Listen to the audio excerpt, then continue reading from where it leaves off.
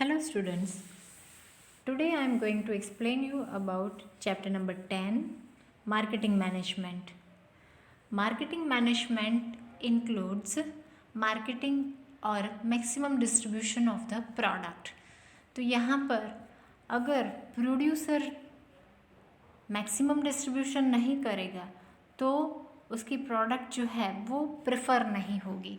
तो producer is trying to maximum distribute that products जिसका उसने प्रोडक्शन किया है. तो इस बुक के अंदर आपने स्टार्टिंग में देखा था मैनेजमेंट, बिजनेस को मैनेज कैसे किया जाता है, प्रिंसिपल्स के थ्रू हम बिजनेस को मैनेज कर सकते हैं.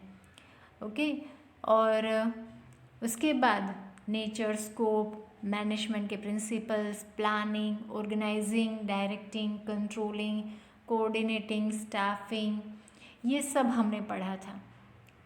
तो जो प्रोड्यूसर अपने बिजनेस के अंदर लाता है और करता है परफॉर्म, तो जिसके थ्रू प्रोडक्ट प्रोड्यूस होती है.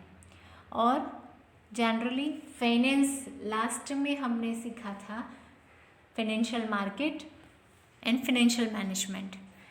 फाइनेंशियल मैनेजमेंट मीन्स पैसे का कैसे मैनेजमेंट करना चाहिए वो, और फाइनेंशियल मार्केट मीन्स जो भी सिक्योरिटीज़ है वो बिजनेस में कैसे अवेल करवानी चाहिए और कैसे उसका डिस्ट्रीब्यूशन करना चाहिए. So that all have to be relate with each other. तो ये सारे जो लेसन्स हैं वो प्रोड्यूसर से रिलेट करते हैं. एज अ प्रोड्यूसर अगर हम देखें तो प्रोड्यूसर को जब इंटेंशन होता है इंडस्ट्री या बिजनेस स्टार्ट करने का, तब से लेकर यहाँ तक मार्केटिंग तक उसको ये थरली करना ही पड़ेगा परफॉर्म. तो ये सब टास्क जो है as a businessman we have to perform. तो यहाँ पर one of the main task is a marketing management. तो marketing management means to distribute the products. और डिस्ट्रीब्यूशन ऐसे ही नहीं होता है, कस्टमर्स की चॉइस देखी जाती है, उसकी नीड्स है, उसको वांट है, then only we have to serve to the society. अगर वांट ही नहीं है तो सोसाइटी एक्सेप्ट नहीं करेगी और हमारी प्रोडक्ट बाहर निकल जाएगी. ओके तो वैसे ही कोई जेंट्स है मीन्स कोई मैन है और उसको साड़ी की ज़रूरत नहीं हो सकती क्योंकि वो साड़ी नहीं पहनते हैं. वैसे ही जिसको जो चीज़ ज़रूरत है उसको वो प्रोवाइड करना, उसी जगह पे मार्केटिंग हो सकता है. जैसे कि गर्म कपड़े जो है वो कश्मीर में ही डिस्ट्रीब्यूट ज़्यादा होते हैं क्योंकि वहाँ पर ठंडी ज़्यादा पड़ती है. ओके तो साउथ के अंदर ठंडी ज़्यादा नहीं होती है तो वहाँ पर गर्म कपड़े इतने डिस्ट्रीब्यूट नहीं होंगे. वहाँ पर white and cotton clothes are distributed. तो जहाँ पर जैसी ज़रूरत है उस हिसाब से मार्केटिंग करना चाहिए. तो यहाँ पर इंट्रोडक्शन देख लेते हैं. First of all, consumer is the king of the market. Explain the sentence में ये पूछ सकते हैं या 1 मार्क्स के अंदर भी पूछ सकते हैं.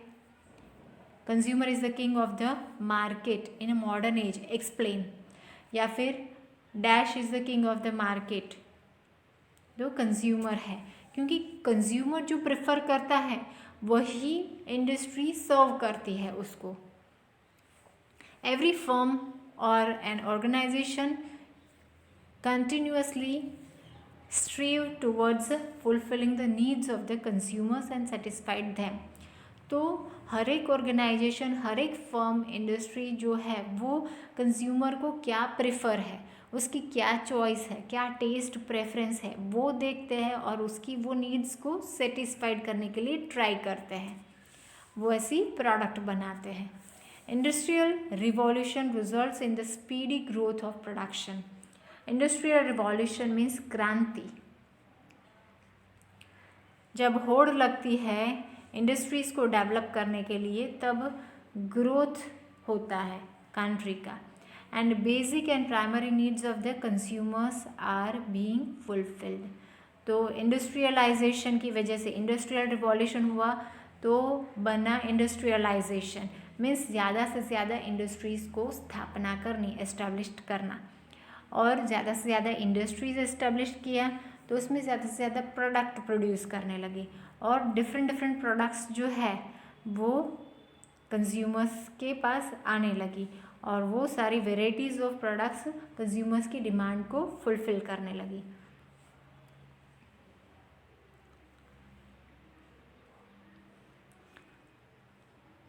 Consequently, producers have started placing new and differentiated products in the market, resulting in competition. तो कंपटीशन के ज़माने में प्रोड्यूसर नए तरीके से वही प्रोडक्ट को प्रेफर करने लगा और प्लेस करने लगा। So the same products with a new outlook, जैसे कि पार्ले जी का पैकेट्स था वो पेपर में आता था, नावाडेज प्लास्टिक के अंदर, so that wrapping have to be change. वैसे ही पार्ले जी बिस्किट्स ने बहुत सारे वेराइटीज़ ऑफ बिस्किट्स, जैसे कि बच्चों के लिए अलग, ओल्ड एज ग्रुप के लिए अलग, वैसे बिस्किट्स प्रेफर किए हैं।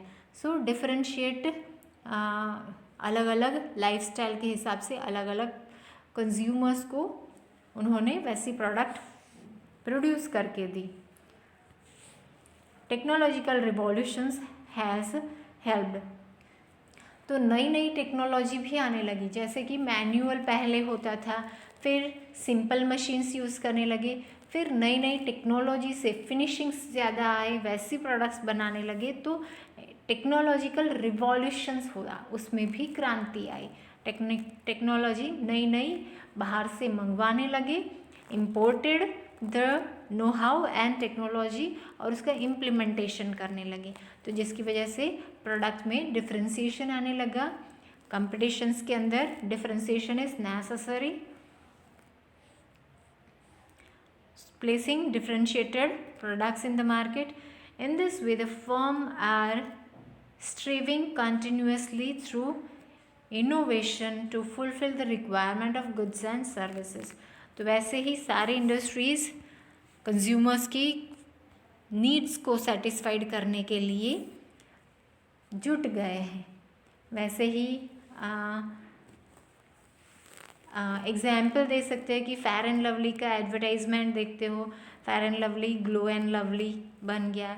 So that have innovative have to be accepted by the consumers। Marketing process देखते हैं। In the marketing process, efforts are being made to work more efficiently, innovatively and effectively। Consumable goods and services are produced and made available to the consumers whereas he needs it। जब जब ज़रूरत होती है तब वो चीज़ consumer तक वो पहुँचे, ये ट्राई रहता है प्रोड्यूसर का। As the life style and his approach of life changes, जैसे जैसे लाइफ स्टाइल चेंज होता गया है वैसे वैसे उनके अप्रोच चेंज होते गए हैं। जैसे एग्जाम्पल देते हैं कि पहले खाने में रोटी सब्जी दाल चावल, उससे पहले ज्वार बाजरी मकई का रोटला होता था, सब्जी होती थी, दाल राइस, तो ये सब जो थे वो लाइफस्टाइल चेंज हो गई। Nowadays children's prefer pizza, puff, burger, cheese products, तो ये सब जो है वो अप्रोच चेंज हुआ, लाइफस्टाइल चेंज हुई, रहन सहन खान पान ये सब चेंज हुआ। So according to that needs also have to be change. With this change it become important for market process to fulfil the requirement of the consumers. तो जो भी कंज्यूमर्स की रिक्वायरमेंट है वो फुलफ़िल करनी ज़रूरी हो गई। अगर वो फुलफ़िल नहीं करेंगे तो मार्केट में से निकल जाएंगे कंपटीशन के ज़माने में। नाउ मीनिंग,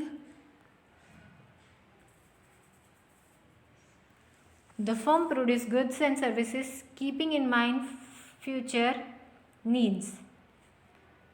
फ्यूचर में और कौन सी नीड्स अवेलेबल होगी, उस हिसाब से वो प्रोडक्ट और सर्विसेज प्रोवाइड करते हैं. Marketing process is one in which balance is made between the needs of the consumer and the product mix. तो जो नीड्स है कंज्यूमर की वो और प्रोडक्ट मिक्स आपको आगे के चैप्टर में पढ़ाया गया था. प्राइस, प्लेस, प्रमोशन, तो ये सब प्रोडक्ट मिक्स है. ये दोनों में बैलेंस बना रहे, ये देखना है. On the basis of consumers preference the nature of product is decided. Consumer जैसा सोचता है, जैसा वो बताता है, वैसे ही प्रोड्यूसर प्रोडक्ट बनाता है. And according to the purchasing power of the consumer the price is decided. Purchasing power means उनके पास capacity to spend the money, जिससे कंज्यूमर सेटिस्फाइड हो पाए. जैसे कि मुझे 10 रुपये की पेन चाहिए तो मेरी कैपेसिटी है 10 रुपये पेन खरीदने की, तो that is called the purchasing power. उसमें मुझे 10 रुपये सेटिस्फेक्शन मिलना चाहिए कि ये स्मूथ चलनी चाहिए, ओके. या फिर मैं घर पे ले जाऊँ पेन और पेन चले ही ना, so that not give the satisfaction.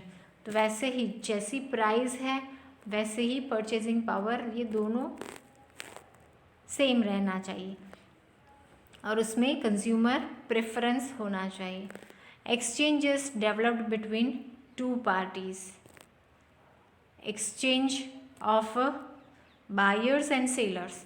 Buyer buy करेगा प्रोडक्ट को और उसके बदले में प्राइस पे करेगा, और सेलर जो है वो in the form of money वो प्राइस लेगा और प्रोडक्ट पास आउट करेगा to the consumers. This is in the marketing process. Through exchange of producer fulfil their business objective and buyers satisfied their needs. तो producer जो है वो उसका intention, business objective क्या होता है, मैक्सिमम प्रॉफिट, वो फुलफिल होता है प्रोड्यूसर का.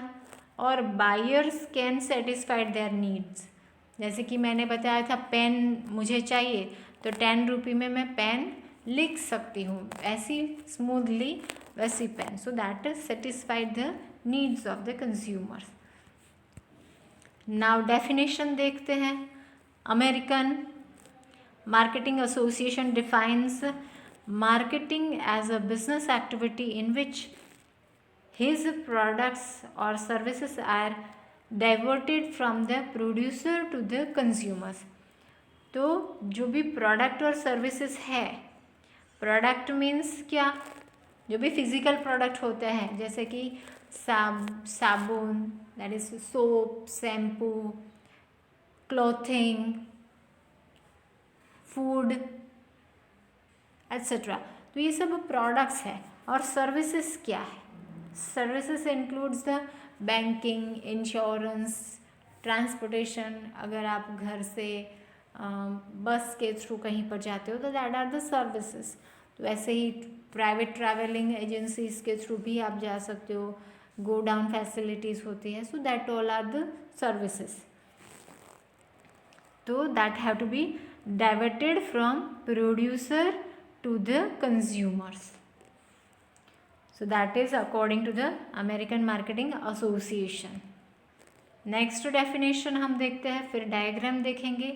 According to the Kapoor and लैकोबकी, marketing is a mutual exchange between consumers and the firm.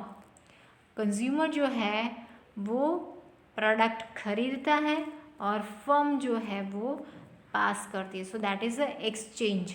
और वो प्राइस पे करके consumer is exchanging. Marketing is a total system of business activities which are design to plan a product to determine its price. Means design करना product को, उसकी price को determine means decide करना उसकी price. Distributes goods which can satisfy the want, और उसको distribute करना जो कंज्यूमर की नीड्स को सेटिस्फाइड करे. And reach the target as well as objective of the organization, और उससे ऑब्जेक्टिव ऑर्गेनाइजेशन का भी फुलफिल हो पाए. So that is marketing. और एक बहुत ही famous author professor Philip Kotler, marketing के बहुत ही बड़े मैनेजमेंट गुरु हैं, उन्होंने डेफिनेशन दी है, marketing is a social process in which private group based on their requirement produce valuable products and independently exchange goods and services. So that is a very important definitions. Now we have to study the diagrams. यहाँ पर diagrams for the better understanding दिया गया. Marketing system जो है पूरा वो समझाया गया है. तो हमें यहाँ पर ध्यान रखना है, as a producer we have to be here. ये ड्राफ्ट डायग्राम कैसे ड्रॉ करना है, तो first of all we have to place the producer, that is a supplier of the raw materials and services. Then afterwards centre में 4 Ps बनाने, that is a marketing mix. Marketing mix में product, price, promotion, place, ये 4 Ps आते हैं. So that are the marketing mix. ये बनाने हैं. Producer जो है वो ध्यान में रखते हैं कंज्यूमर को और बनाते हैं प्रोडक्ट. प्रोडक्ट बनाकर उसकी प्राइस फिक्स करते हैं और उसको मार्केट में डिस्ट्रीब्यूशन के लिए रखते हैं और उसका प्रमोशन करते हैं, मीन्स एडवर्टाइजमेंट के थ्रू प्रमोट करते हैं कि ज़्यादा से ज़्यादा डिस्ट्रीब्यूशन हो. So that are the 4 Ps. पर उसमें कंज्यूमर्स का सेटिस्फैक्शन खास देखते हैं producer. Okay, so this way we have to make. Then afterwards ये इंटीरियर पार्ट हो गया अप टू दिस. अब ऊपर जाए यहाँ पर तो market forecast. Forecast means assumption. What do consumer require can understand through market research. Forecast कैसे होगा? धारणाएं करनी. मार्केट में धारणाएं कैसे होती है? With research purpose. तो प्रोड्यूसर जो है वो एम्प्लॉयज़ को रिसर्च पर्पस के लिए फोरकास्ट करने के लिए भेजेंगे.